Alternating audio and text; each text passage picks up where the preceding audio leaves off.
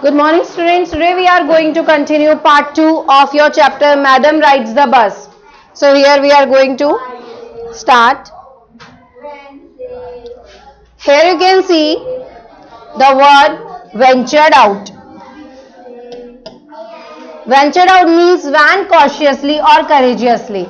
Next, when the financial obstacles had been dealt with, the next problem was to be able to sneak out without any noticing.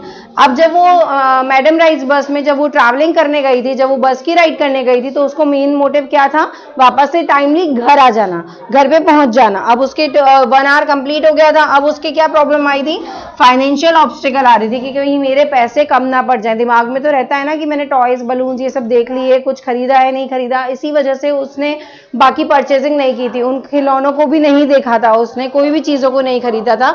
Financial problem से, obstacle से come out होने के बाद में उसके पास में next problem क्या आ गई थी कि कोई भी उसको नोटिस ना कर ले कि वो बाहर ट्रैवलिंग पे आई है, बाहर राइड करने आई है, अकेले वो भी.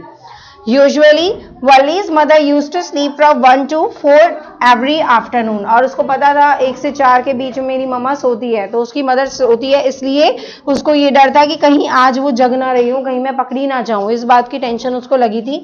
Wally used to benefit from this and used to go for excursions in the village. अब उसका विलेज घूमने का जो मोटिव था उसका इसी एक्सकर्जन की वजह से था. उसने जो एडवेंचर ये चीज ली थी, टूर ट्रिप किया था, वो इसी वजह से किया था कि उसकी मम्मा जब इस बीच में सोती है तो मैं पकड़ी नहीं जाऊंगी और मैं टाइमली वापस भी आ जाऊं. This time it could be used for an excursion outside the village. और ये समय उसने अपने ट्रिप के लिए, अपने टूर के लिए निकाला. Next is Hamlet, which means a small settlement with a few houses gobbling to swallow or eat hastily. Now the bus reached an area which did not have trees. अब बस ऐसे area तक पहुंच गई थी जहां पर क्या थे? कोई ट्रीज ही नहीं थे. It was barren land with a few shrubs here and there. जो छोटे छोटे होते ना फर्टाइल लैंड में थोड़े थोड़े जंगली पेड़ पौधे घास फूस उग जाती है, तो बस वहीं पे वो श्रब्स वहां थे. उसके अलावा वो बारन लैंड थी, अनफर्टाइल लैंड थी, बंजर जमीन थी, कुछ भी नहीं उगा था. It crossed a small settlement and a shop bye the road. और वहां पे एक स्मॉल सा सेटलमेंट था, एक रोड पे एक छोटी सी दुकान थी जो थोड़ा सा सेटल करके उसने वहां पे लगा रखी थी एक इंसान ने. As the bus went with high speed, जैसे ही बस ने हाई स्पीड ली, Wally thought that it would swallow the oncoming vehicles and pedestrians, but it passed safely.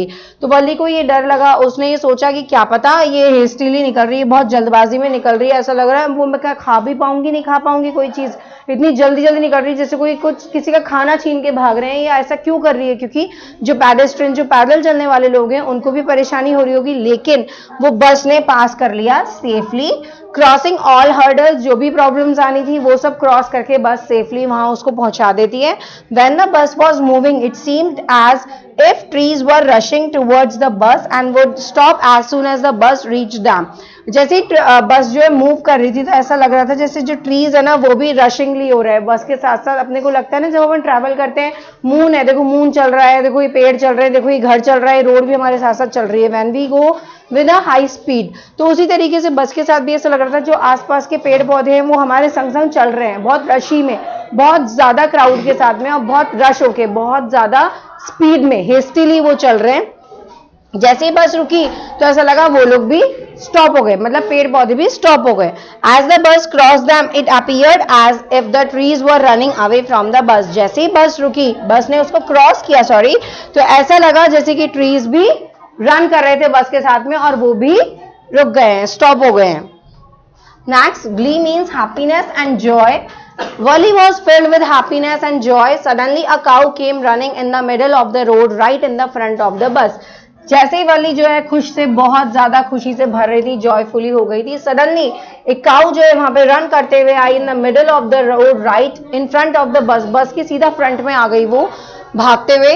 The bus slowed down to give her way and honked repeatedly. और bus ने क्या करा, horn भी दिया, उसको हॉन्क किया, और वो जो है बस ने अपनी स्पीड को बहुत ज्यादा स्लो कर लिया, बट सडनली वो रुक तो नहीं सकता अचानक से। Unfortunately it became more terrified, और बदकिस्मती से ये बहुत ज्यादा टेरिफिक हो गया था, बहुत ज्यादा भयानक हो गया था वो रूप, वो scene, and ran in the front of the bus, और वो बस के, क्योंकि वो बस के सामने ही भाग रही थी, और बस कितना रोकती, बस वहां से उठ के तो नहीं चल जाती, वहां से ब्रेक लगता है, लेकिन गाय तो उससे भिड़ जाती। As the driver blew more horn, जैसे ही ड्राइवर ने ज्यादा से ज्यादा हॉर्न बजाए तो the cow became wild, cow जो है वाइल्ड हो गई थी, मतलब डर के मारे कह लो, नर्वस के लिए कह लो, और एकदम से गुस्से वाली चीज में वो शो हो गई थी। काउ का सीन जो था वो बहुत ज्यादा गुस्सा हो गया था, उसको फ्रस्ट्रेशन हो, उसको लगा कि कोई उसको टीज कर रहा है, and kept on running faster and faster, और काउ ने रन करना बहुत जल्दी करना शुरू कर दिया, बहुत फास्ट से भी फास्टर हो गई थी वो, अपनी स्पीड उसने बढ़ा ली थी। Thoroughfare means a busy public road. Merchandise means things for sale. Next is railroad crossing, an intersection where a railway line crosses a road or path. Wally found the cow incident extremely humorous and laughed to the extent that brought tears to her eyes. अब वली जो है अकेले थी, 8 साल की छोटी बच्ची थी, तो इस वजह से उसको बहुत ज़्यादा सेंसिटिव हो गई थी, बहुत ज़्यादा सेंसिटिविटी हो गई थी उसके अंदर, और बहुत ज़्यादा एक्सट्रीमली वो ह्यूमरस हो रही थी, और लाफ जो कर रही थी वो कहाँ तक पहुँच गया, उसकी आंखों में आंसू ले आए। इस तरीके से उसकी खुशी जो थी ना आंसुओं में चेंज हो गई, टीयर्स में। Again the conductor teased her by telling her that, अब जैसे शक्ल से तो पता चलता था बाय फेस कि वो नर्वस हो गई है, वो दुखी है या परेशान हो गई है, रोने वाली है, तो उसने कंडक्टर ने वही चीज करी, पहले की जैसे उसको टीज करना, उसको इरिटेट करना शुरू किया, ऐसा कहते हुए that it was enough for the day and she should save some laughter for the next day. अब उसने दूसरी तरीके से उसको शो करा, परेशान करना, इरिटेट करना, कि आज के लिए ना इतनी हंसी बहुत थी, अब बाकी की हंसी ना हम नेक्स्ट डे के लिए बचा के रखते हैं। Somehow the cow went off the road on its own, अब कैसे भी करके काऊ को रोड से साइड में किया गया, and the bus stopped at a level crossing from where the train was visible as a tiny dot। अब बस ने क्या करा, वैसा मोड़ ले लिया, वो ऐसे लेवल पे जाके क्रॉस करके खड़ी हो गई जहां पर से क्या विजिबल होता है, ट्रेन विजिबल होती है, और एकदम छोटी सी टाइनी डॉट जितना दिखती है, इतनी थोड़ी सी ट्रेन दिखती है कि हाँ उनको, क्योंकि ट्रैवलिंग के लिए ले आती है, वो तो राइडिंग के लिए लाती है, तो सब चीज दिखानी होती है उस बस को, तो बस वाले ने ऐसी जगह पे रोका जहाँ पे ट्रेन का एक टाइनी डॉट सा दिखता है कि हाँ देख लो एक ट्रेन नाम की चीज है, ट्रेन यहाँ से गुजरती है, ऐसा दिखाने के लिए। As the train came nearer, जैसे ट्रेन जो है पास में आई, क्योंकि ट्रेन इतनी दूर से आ रही थी तो एकदम टाइनी डॉट जैसे नजर आ रही थी, तो उसने उस जगह रोका था जहां से वो ट्रेन को देख सके, तो जैसे ट्रेन पास में आ रही थी, ट्रेन ज्यादा से ज्यादा बड़ी हो जा रही थी, ग्रीव लार्जर।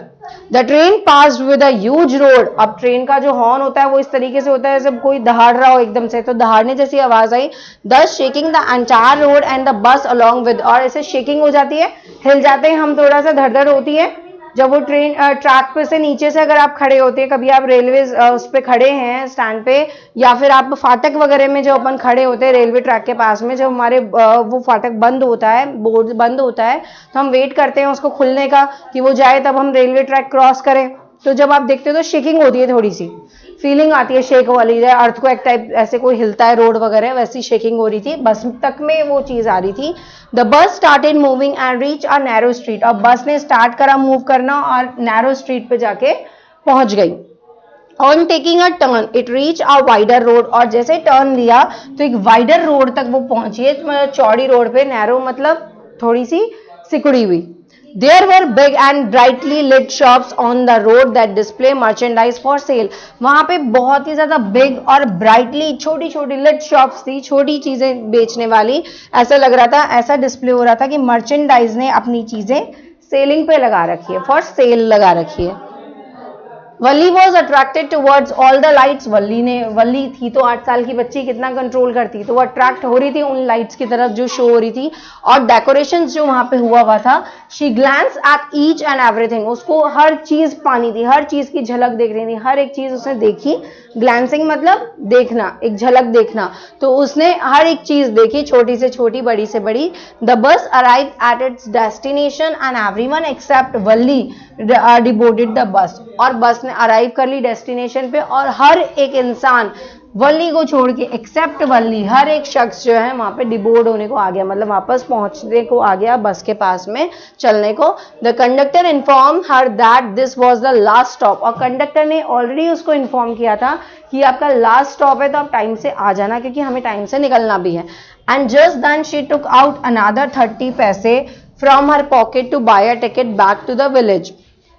और कंडक्टर ने ये भी समझाया था कि तुम्हें फिर से 30 पैसे मुझे देने पड़ेंगे, 30 पैसे, ताकि तुम यहाँ से अपने विलेज में पहुंच सको। She expressed that she only intended to take a bus ride, and upon being asked to wander nearby, she told him that she was too afraid for that। और उसने बहुत ज़्यादा वॉन्डरिंग से वहाँ की चीज़ें देख रही थी, लेकिन उसको प्रॉब्लम क्या हुई थी, वो क्यों लास्ट स्टॉप के बाद बस तक नहीं डिबोर्ड हुई थी, क्यों नहीं पहुंची थी बस तक, क्योंकि वो ये दिखा रही थी, मतलब उससे ये दिख रहा था कि वो बहुत ज़्यादा अफ्रेड है। वो जो काऊ इंसिडेंट हुआ था ना, उस चीज़ से बहुत ज़्यादा अफ्रेड हुआ है, फियरफुल हो गई थी वो। Conductor, while maintaining his nature all throughout the journey, replied by saying that she wasn't afraid to travel alone in the bus। अब कंडक्टर जब भी मेंटेन कर रहा था ना ये चीज उसको टीज करके, तो अब उसको रियलाइज हो रहा है उसके नेचर से, जो कि उसने मेंटेन कर रखा था।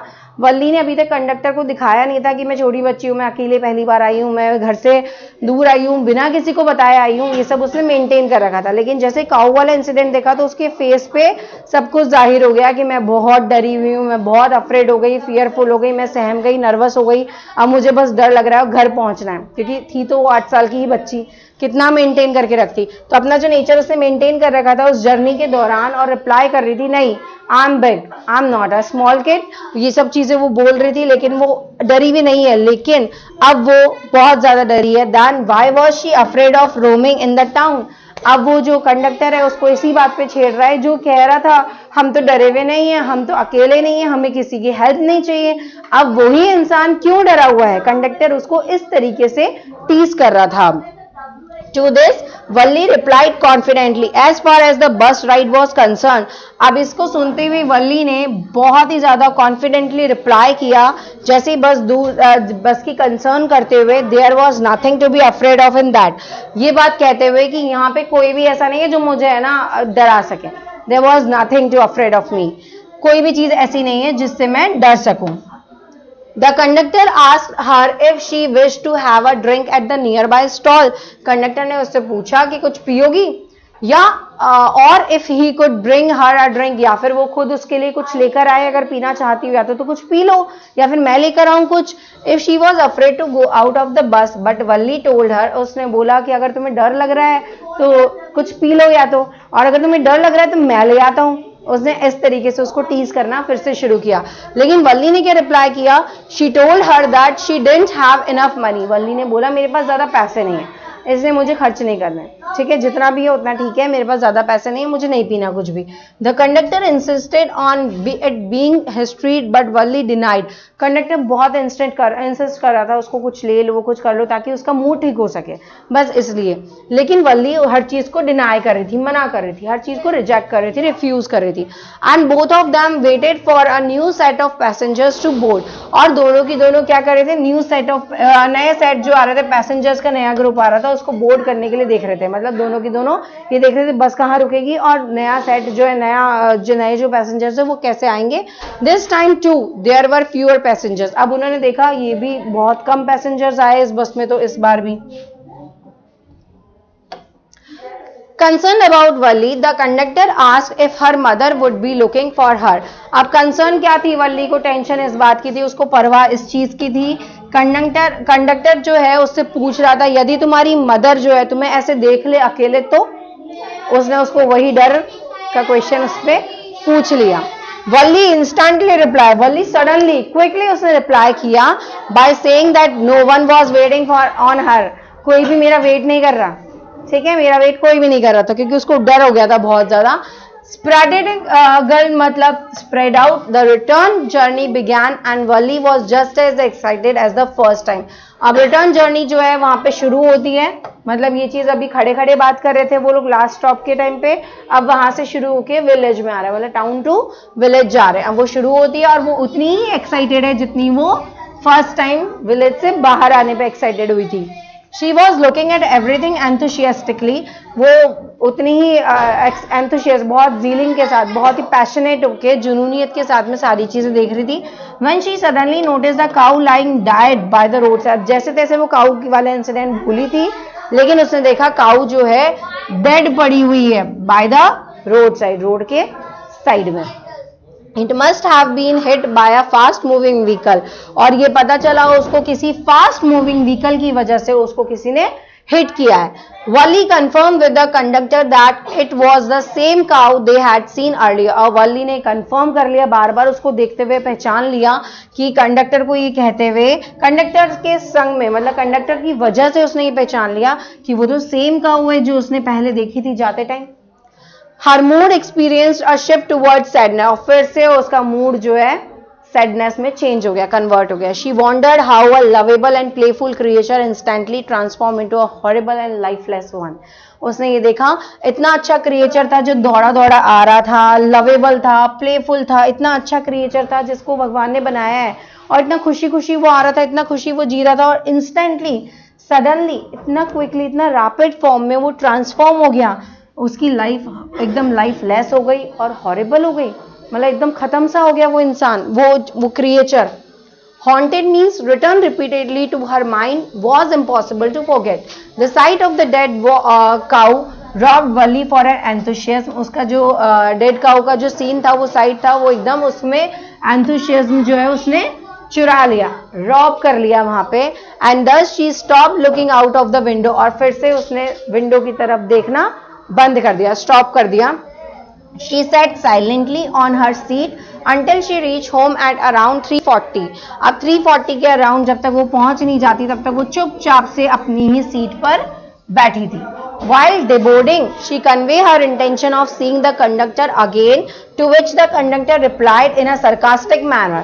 अब जैसे ही वो डिबोर्ड करते टाइम उसने कन्वे किया अपना इंटेंशन, किसको, कंडक्टर को दोबारा से बताया कि एकदम सरकास्टिक मैनर में, मतलब बहुत बिना डरे हुए मैनर में और एकदम अकड़ू रूड वाले मैनर में. He told her not to forget her fare the next time. अब उसने बहुत ज्यादा अकड़ के बोला, तुम नेक्स्ट टाइम ना अपना फेयर देना भूल मत जाना. कंडक्टर ने वापस से उसको बोला. She intended to travel, Wally went home. अब वो, उसका इंटेंशन तो वो ये नहीं था कि वो वापस से क्या करे, अपना फेयर ना दे, लेकिन उसने, कंडक्टर ने उसको टीज करने के लिए, उसको परेशान करने के लिए वापस ये चीज रिपीट करी. अब वली फाइनली घर पहुंच गई है. Valli found her mother awake from her afternoon nap. अब वली ने देखा कि उसकी मदर तो उठ चुकी है एक झपकी लेकर, जो आफ्टरनून नैप वो लेती है. When she return home, her mother was talking to one of her aunts who lived in the south street. South side में, साउथ वाली गली में उनके घर से मदर जो है किसी दूसरी आंट से बात कर रही है. The aunt spoke so much that Wally called her a real chatterbox. और वो वही आंट है जिसको वो चैटरबॉक्स कहते हैं, क्योंकि वो आंटी जो है बहुत ज्यादा बोलती है. It was difficult to make her stop talking. ये बहुत मुश्किल है उस आंट को चुप कराना. She even asked Wally a question and without giving her enough time to reply, resumed talking. अब वो क्या कर रही थी, उसने आंटी से कुछ पूछती या आंटी उससे कुछ पूछती, तो वली ने एक क्वेश्चन पूछ लिया और बिना कुछ इनफ टाइम दिए उसको रिप्लाई कर दिया. मतलब कंटिन्यू, जो उनकी बात चल रही थी उसको कंटिन्यू कर दिया, ताकि कोई ये ना जान सके ये तो अभी अभी आई है, ऐसा नहीं मैं पहले से थी, ऐसा उसने शो किया. Valli also took the benefit of the movement. उस मूवमेंट का फायदा उसको मिल गया वली को.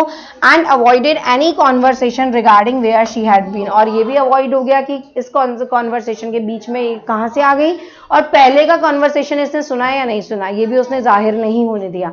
ऐसे ही दिखाया कि I was present. Pox her nose, takes an interest in something that doesn't concern her.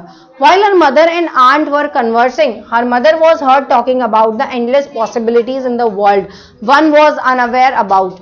अब जब वो बात कर रहे थे, आंट और उसकी मदर जब बात कर रहे थे, तो कन्वर्सिंग के दौरान उसकी मदर जो है उसने क्या सुनी, बात कही, किस बात में, क्या बात कही, जो एंडलेस पॉसिबिलिटीज है, जो कभी ना खत्म होने वाली पॉसिबिलिटीज है वर्ल्ड में, जिससे हम अनअवेयर हैं, जिसको हमें नहीं पता उस बारे में.